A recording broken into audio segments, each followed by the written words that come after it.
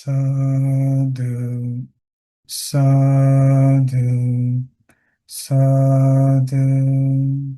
Now say with me. Namo tassa bhagavato arahato samma sambuddhassa. Namo tassa bhagavato arahato samma sambuddhassa. Namo tassa bhagavato arahato samma sambuddhassa. Homage to the Blessed One, the Worthy One, the Supremely Enlightened One. Homage to the Blessed One, the Worthy One, the Supremely Enlightened One. Homage to the Blessed One, the Worthy One, the Supremely Enlightened One.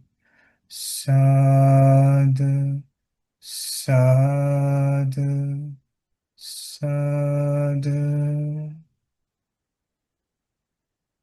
May our homage to my teacher Bhante. Sadhu, sadhu, sadhu. Okay, friends, let's begin our Dhamma discussion.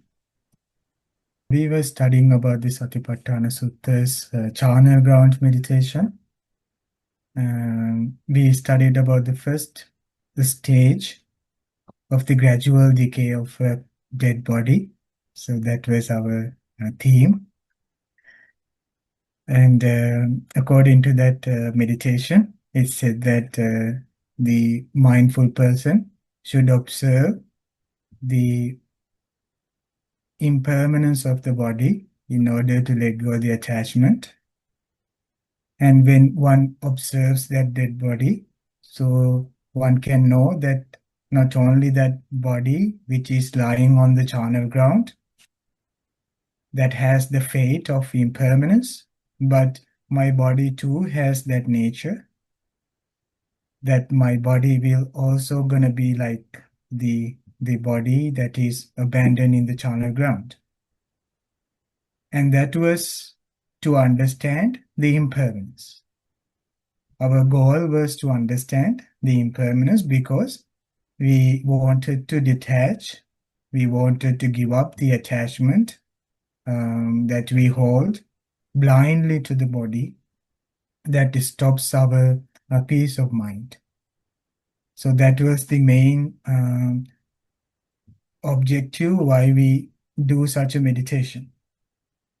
Normally, friends, when we study and when we talk about impermanence, normally we go to the extremes.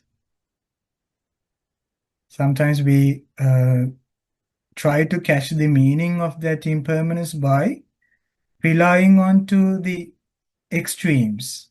So we might think, okay, this is talking about the annihilation, that termination of the life or the body. Or else we would go to other extreme like strong, more and more attachment. But in this meditation, Buddha invites us to observe the body mindfully. Not running to the extremes, but just to see mindfully. So impermanence should not be filled with our own understandings that we carry in our day-to-day life, like our ignorant understandings, but the impermanence should teach us about the true nature of the things. Okay. I think I shared you the definition for the impermanence. Impermanence means arising, vanishing, changing. Okay, so that is how the Buddha defined impermanence. If any other thing come to the mind when someone talks about impermanence, if something is terrifying us, we can let go those unwanted, distracted thoughts, because it's very clear now when with the understanding, with lack of the understanding, the proper understanding of the impermanence can bring us fear. It can bring us terror. So what will gonna happen to the body? And we also studied why there is fear when we talk about these meditations. How we studied, friends, during our other sessions. Why there is scare or fear when we talk about death, why those things come to us. Is it because we're still attached to we believe we have a self? Yes, we haven't seen the things as they truly are, so that we have uh, attachment to the body, so that attachment brings us the fear and the worry and the sadness. During the meditation, what we do is to what we try to do is to see it as it is. So that is why it teaches us about the impermanence or foulness of the body and the four great elements of the body. So to do that reflection with a balanced mind, without making us fear, without making us terror. Okay, so this should bring us the peace of mind. Now, according to the teaching, Buddha say when you develop this meditation, whatever the meditation that we studied so far in the Satipatthana Sutta, it should concentrate our mind. That's the immediate result. If we do it rightly, if we correctly grasp the idea, that knowledge should bring us peace of mind. It should concentrate us. That is the main, that is the first thing happens normally when we reflect one by one. Our mind should come to a rest. It should shed all the hindrances. If we rightly grasp this idea, this meaning. Okay. According to the first meditation in the Satipatthana Sutta, it taught us that there is the first stage of a dead body, which is, let's see how the Buddha taught in the Satipatthana Sutta. I'll share you the screen. Okay, this is the first stage of the decaying of a dead body. Again, because as though he were to see a corpse thrown aside in a charnel ground, 1, 2, or 3 days dead, bloated, livid, and oozing matter. Those are the features of that dead body. A bhikkhu compares the same body with it thus. This body too is of the same nature. It will be like that. It is not exempt from that fate. Now, when you study this, you might be able to imagine a dead body in your head with all those features. You might be able to see there is a body that is 1, 2, 3 days dead, and it's bloated and it is oozing. That is a kind of a picture that we imagine inside of our mind when we meditate. When we focus to these instructions in the Satipatthana Sutta, there is a kind of a picture appearing in the mind when we focus to these parts, these features, when we close our eyes. And we try to crystallize that. We try to clear that more and more, to focus to these specific features in the body. How many days it was spent? 3. Yes. It could be 1, 2, or 3. Maximum 3 days. What happens to the body when it is dead for 3 days? Bloated, Bante. Yeah, it's bloated. And there are some things inside the body, the fluids. They will come out from these openings, 9 openings of the body. Oozing. Okay. Now, one sees the body, one imagines that picture in the meditation and try to see and compare it to oneself. This body has the same nature. Why we do that? Because that is the impermanence nature. Okay, we cannot keep it. We cannot keep this body as this is forever. There are some such stages. Before Buddha teaching this type of a meditation, Buddha explained about the breathing meditation, posture meditation, full awareness meditation, foulness of the body meditation, four element meditation. So in that, when one do those meditations before coming to this, they have created a solid foundation in their consciousness to welcome and to see that such a fate happening to the body, because they have certain level of understanding about the life. And there are many other suttas Buddha teach.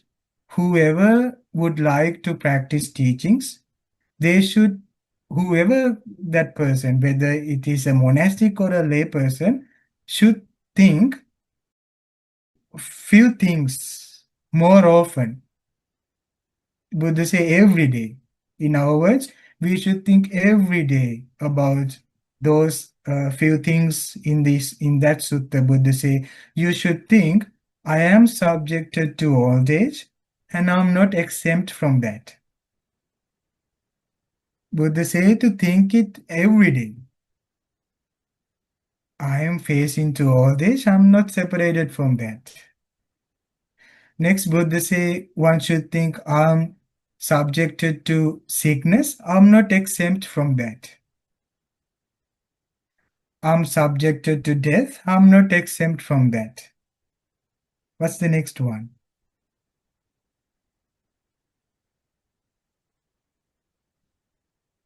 I will be separated from all that is Yes, whatever that I have as loved, desired, or that I have attached, I have the fate, I have the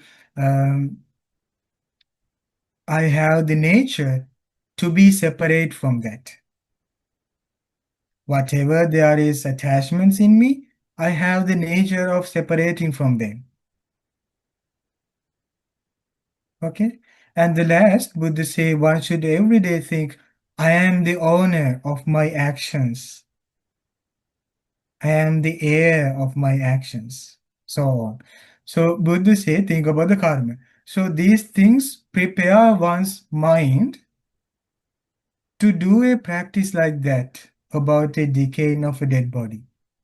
Because one is already know that one has to face to the impermanence. That can we run and escape from all the sickness and so on? Can we? No, those are hardest truth in our life, what we need to face, and we need to know about that. So when we think according to the sutta more and more often, every day, Buddha say every day. Buddha didn't say that should think that thing should think only for the monastics, but Buddha say everyone, lay people, lay man, lay woman, monk or a nun should think that every day. So now in this meditation, it is another step forward, that seeing the decay of a dead body. So that won't be a strange thing for the meditator, for the practitioner, because they have practiced that previously in their day-to-day life. Okay. So as we can see, friends, even though that we talk about impermanence, old age, sickness, those things are not truly understood by us. Still, we have to meditate on that in order to understand it deeply. Of course, we know that we are growing older. We know that we time to time fall into sicknesses and we separate from our loved ones, but we are not fully comprehended about that. So that's why there are such meditations in order to meditate and reflect over and over again up until that it brings us the realization, the truth about the life. Okay. Now, friends, next I'm going to share with you the sutta teaching today before I'm going to the next step in the Satipatthana Sutta. If we get more time, we can talk about the next stage of the dead body in the Satipatthana Sutta. Now, friends, in the Buddha's time, it's said to be that there was an enlightened Bhante. Okay, that enlightened Bhante's name was Raṭṭhapāla. This Bhante's name was Raṭṭhapāla because Raṭṭha means country, Pala means ruling, governing. So it said that this monk, when he was in the household life, he had the money to control the entire country. He was a multimillionaire. He had many wealth. But at some point, he saw the Buddha and listened to the teachings, and he abandoned his household life to become a monk. And the king of that country was amazed about this action that this Raṭṭhapāla did and wanted to ask, why did you want to be a monk like this when you have such wealth in your family? So then the Raṭṭhapāla Bhante, the monk, explained about his understanding about the life.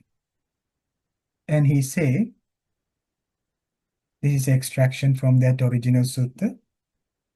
He said to this king, great king, there are 4 summaries of the Dhamma that have been taught by the Blessed One who knows and sees, accomplished and fully enlightened.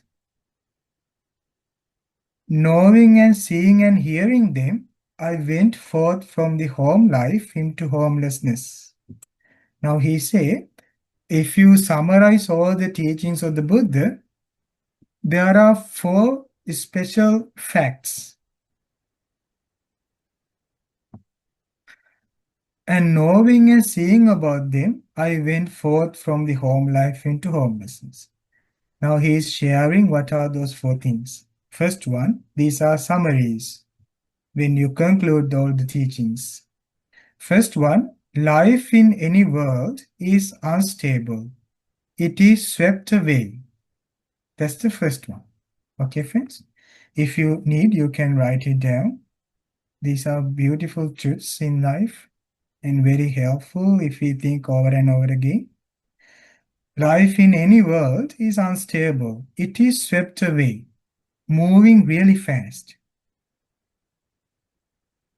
This is the first summary of the Dhamma taught by the Blessed One who knows and sees, accomplished and fully enlightened. Knowing and seeing and hearing this, I went forth from the home life into homelessness. Okay? Later he explains this. First we will focus to these 4 things before we go. And the second one, life in any world has no shelter, no protector. This is the second summary of the Dhamma taught by the Blessed One, who knows and sees. Second one was, life in any world has no shelter, no protector. Third one, life in any world has nothing of its own. One has to leave all and pass on. This is the third summary of the Dhamma.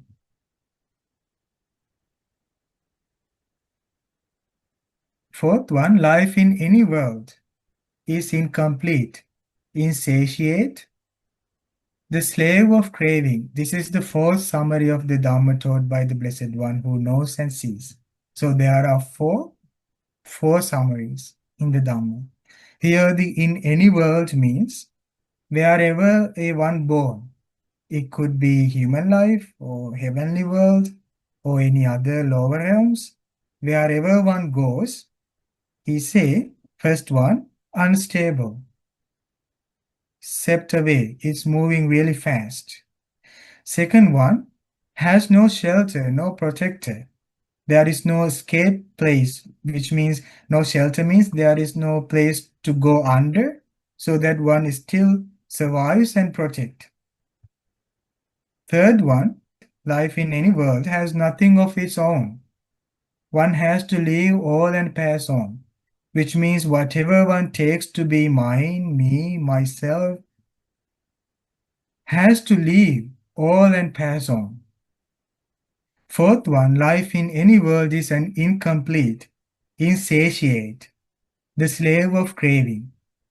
Incomplete, insatiate means that it cannot be fulfilled. Fulfill means it cannot be satisfied by bringing all the sensual pleasures.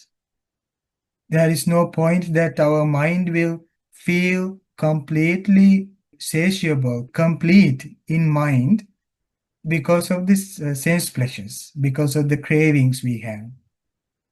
This is the fourth summary of the Dhamma taught by the Blessed One who knows and sees. And that those four were the things which led this person who had many wealth in his life to choose a spiritual path, to spend his entire life as a spiritual, like a monastic. When there are many money and the wealth and everything around, but still he abandoned all of those and then wanted to be a monk and be a monastic because he saw these four things. Great King, these are the four summaries of the Dhamma that taught by the Blessed One, knows and sees, accomplished and fully enlightened. Knowing and seeing and hearing them, I went forth from the home life into homelessness. So he decided to be a spiritual, aspirant spiritual monastic because of that. Now the king asked a question. Master Raṭṭhapāla said, life in any world is unstable. It is swept away. How should the meaning of that statement be understood? Which means that the king couldn't understand this. You see, the king didn't have reflective knowledge. He didn't have the enough wisdom to clarify it by himself. When the enlightened Bhante given just a line, he couldn't realize it inside. Now for us, after we studying the Dhamma, studying the teachings, we could explain to another why it is said that it is unstable. We would say that it is because of the impermanence. But for this king, still we are not fully comprehended this, if still we are not fully understood this. So the king had the same question he asked, how can I understand this? Then the Raṭṭhapāla Bhante say, what do you think, great king? When you were 20, 25 years old, were you an expert rider of elephants? An expert horseman? An expert charioteer? An expert archer? An expert swordsman? Strong in thighs and arms? Sturdy, capable in battle? The Raṭṭhapāla Bhante asked, were you fully capable of doing these sports? Like you can easily ride an elephant, and you can ride an horse, and you can go and drive the chariot, and you can shoot into the target with the arrow. So were you such a powerful person while you were 20 or 25 years old? And you are capable in battle, you can fight with others? Then the king said, when I was 20 or 25 years old, Master Raṭṭhapāla, I was an expert rider of elephants. So on. Strong in thighs and arms, sturdy, capable in battle. Sometimes I wonder if I had supernormal power at that time. I do not see anyone who could equal me in strength. When was it? When he was young, when he was prime in his youth life. Now the enlightened Bhante asks, what do you think, great king? Are you now as strong in thighs and arms, as sturdy and as capable in battle? Are you also the same like now? Then the king said, no, Master Raṭṭhapāla, now I'm old, aged, burdened with years, advanced in life, come to the last stage. My years have turned 80. Sometimes I mean to put my foot here, and I put my foot somewhere else.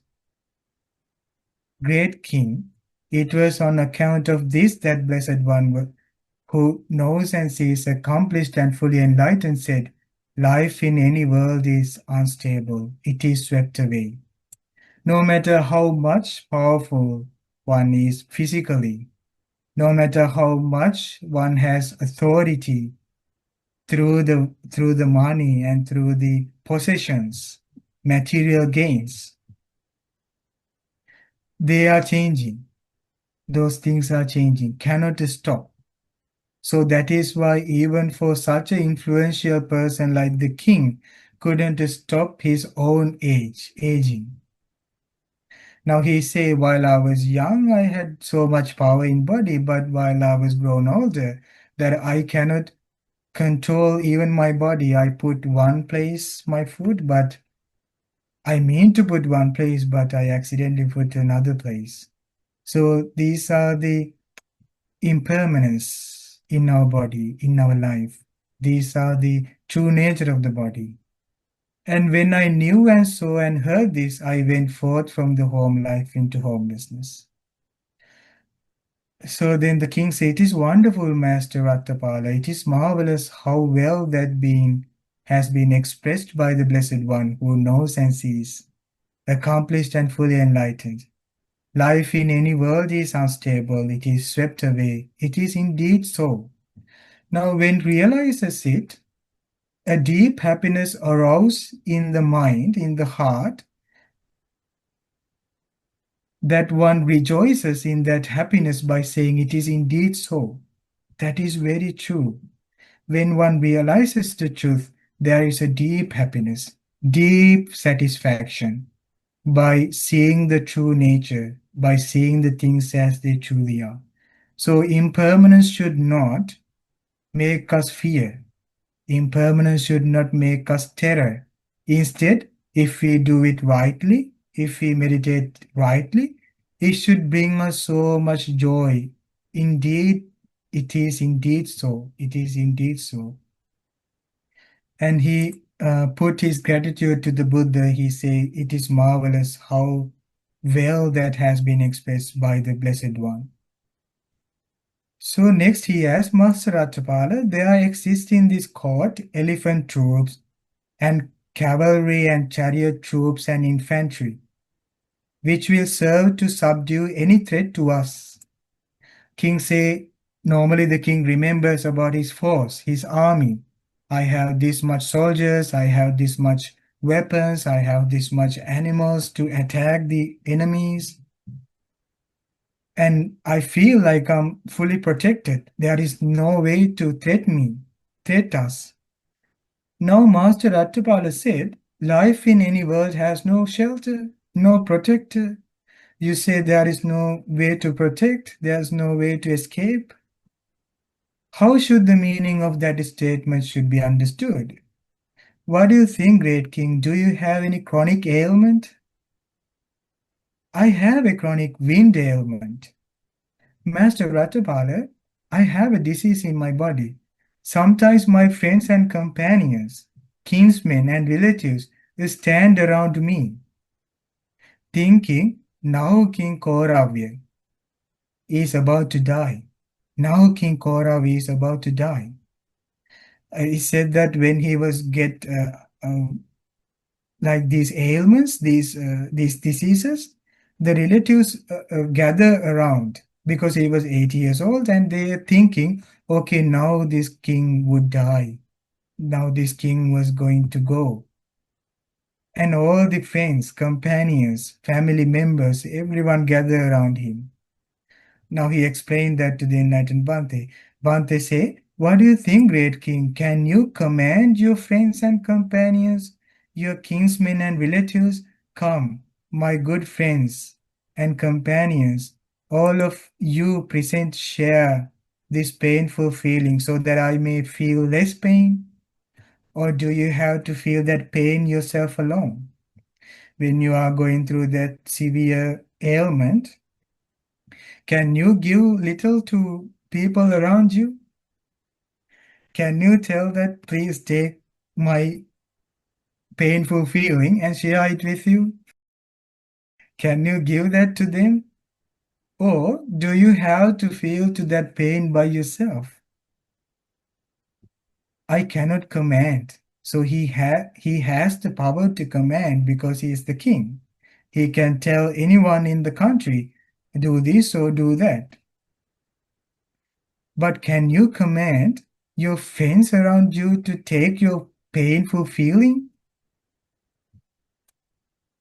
Or do you have to feel by yourself? He said, Master Raṭṭhapāla, I have to feel that pain alone. Great King, it was on account of this that the Blessed One who knows and sees, accomplished and fully enlightened, said, life in any world has no shelter, no protector. And when I knew and saw and heard this, I went forth from the home life into homelessness. It is wonderful, Master Raṭṭhapāla. It is marvelous how well that has been expressed by the Blessed One. It is indeed so. Life in any world has no shelter, no protector. In respect to share it, share the painful feeling, because that's the most difficult thing for us. If we are going through a disease inside of us, a terrible disease inside of us, we cannot share with whoever around us. No matter how much that we attach to the person next to us, we cannot give that to them. Master Raṭṭhapāla, there exists in this court abandoned gold coins and bullion stored away in vaults and lofts. He said, we have thousands of gold coins. Now Master Raṭṭhapāla say, life in any world has nothing of its own. One has to leave all and pass on. Bhante, you say that there is nothing for you, but we have money in our storage. We have wealth in us. I have collected that. In my storage, there are plenty of money and gold coins, and we were fully guarded that. But you still say that. How should the meaning of that statement be understood? What do you think, great king? You now enjoy yourself provided and endowed with 5 cores of sensual pleasures, but will you be able to have it for the life to come? Which means literally he's saying that can you carry those money to the next life when you die? Will that gold coins with the soldiers protected with the walls bring those money to you? Did you brought anything from previous life to this life? Can you take those sensual pleasures? However that you gather them and collect them and yearn for them, can you travel with all those things? Or let me likewise enjoy myself provided and endowed with these same 5 cores of sensual pleasures? Or will others take all this property while you will have to pass on according to your actions? So when a person collects possessions, at some point when they leave the world with everything that they attached and they collected. So the other people that lived with him will take all those things and they will share with them. So what one attached cannot keep forever. So one separate from that. one goes according to their actions. That's why it is said that when practicing generosity, practicing giving and sharing can bring us this merit, this powerful good karma that brings benefits in the future. When we give and share, that we have something that we have with another person, that become a good action, that become a merit, that they can carry it to the next life, but not physically. One cannot take physical things and keeping in their back and go to the next life. So he say, I cannot have it thus of the life to come, Master Raṭṭhapāla. I cannot have.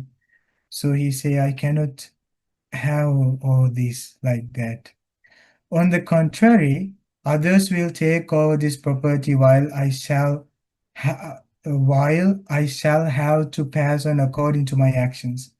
Great King, it was on account of this that the Blessed One, who knows and sees, accomplished and fully enlightened, said, life in any world has nothing of its own. One has to leave all and pass on.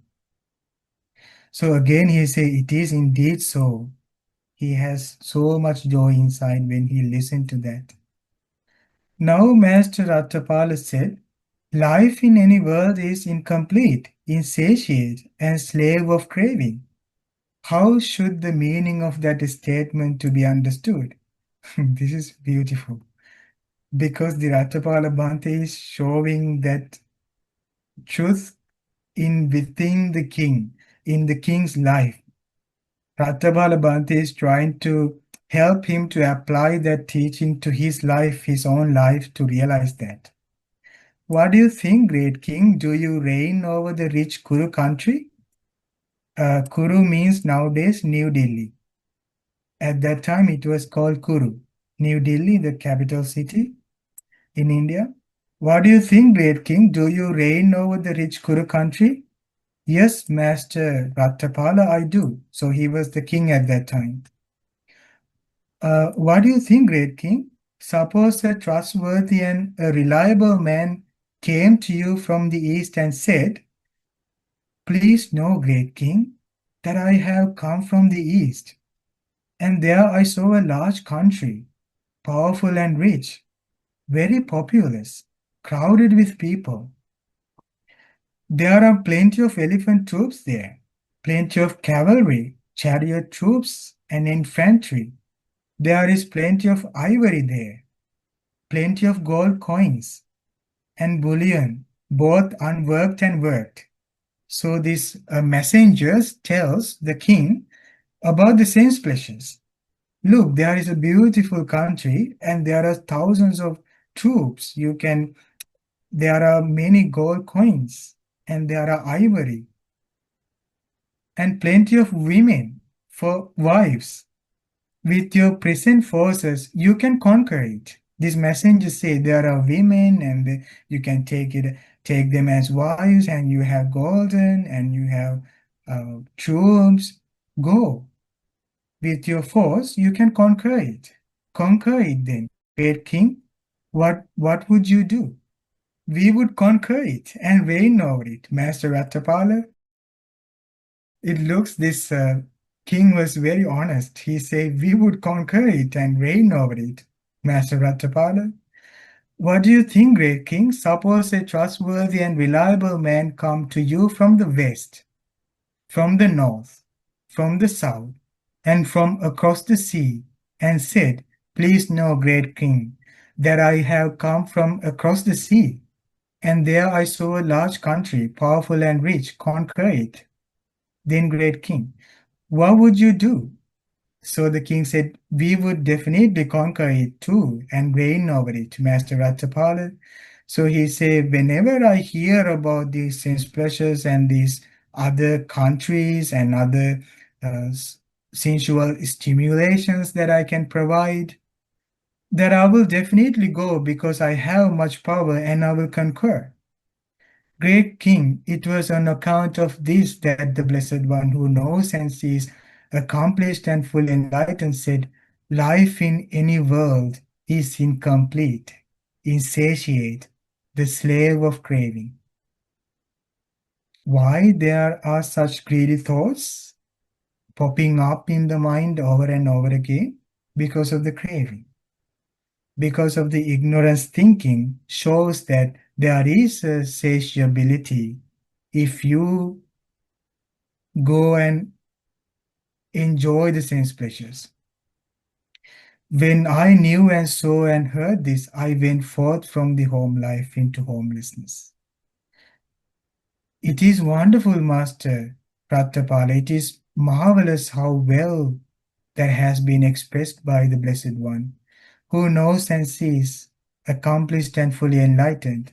Life in any world is incomplete, insatiate, the slave of craving. It is indeed so. So there is a happiness. When we realize the truth, there is a happiness. Whatever that we provide to the sense pleasures, it has a little gratification but much more suffering. When we know that, we knew the truth. We cannot be deceived by our own mind. We can be very confident when we unravel the truth. We know wherever we go, whatever we do, there is always insatiability. That is what the Venerable Raṭṭhapāla said, and having said that, he said further, and there are very beautiful verses he said to the king to explain that four summaries. I see men wealthy in the world, who yet from ignorance give not their gathered wealth.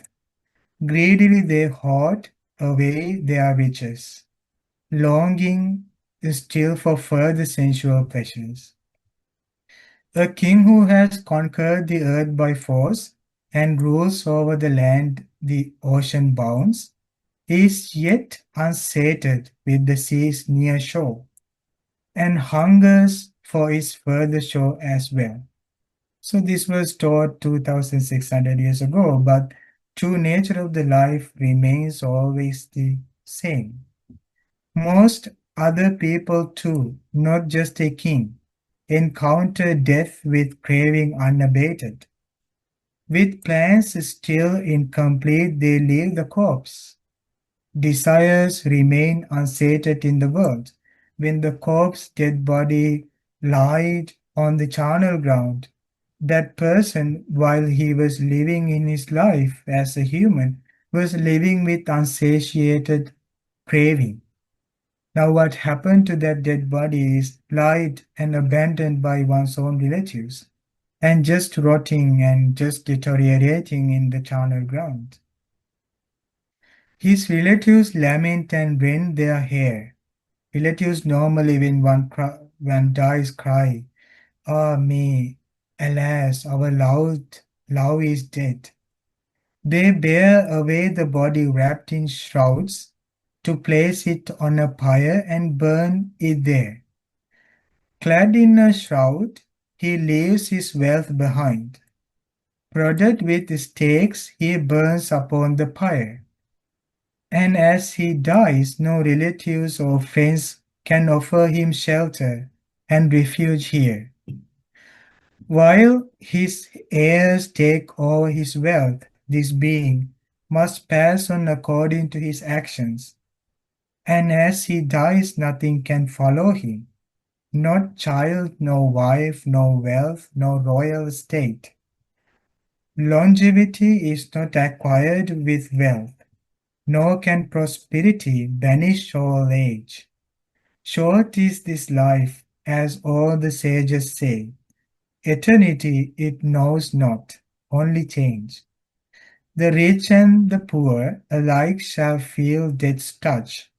The fool and sage as well shall feel it too. But while the fool lies stricken by his folly, no sage will ever tremble at the touch. Better is wisdom here than any wealth, since by wisdom one gains the final goal.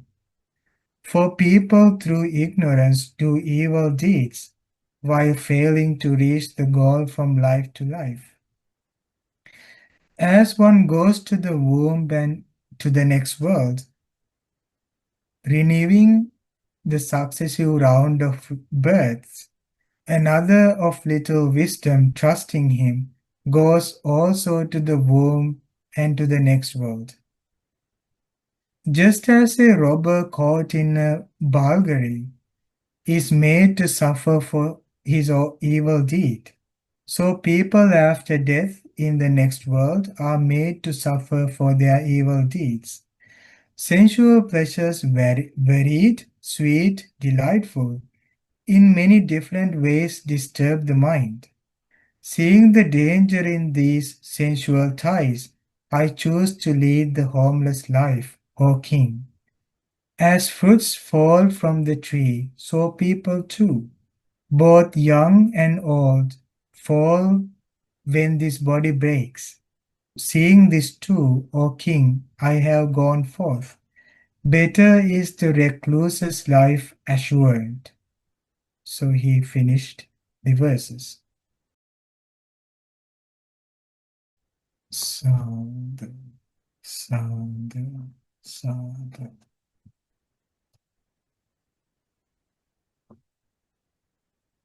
Thank you so much, friends, for joining with the session. Let's make an aspiration. May every one of us has a great opportunity to understand the Four Noble Truths in this Gautama Buddha's dispensation.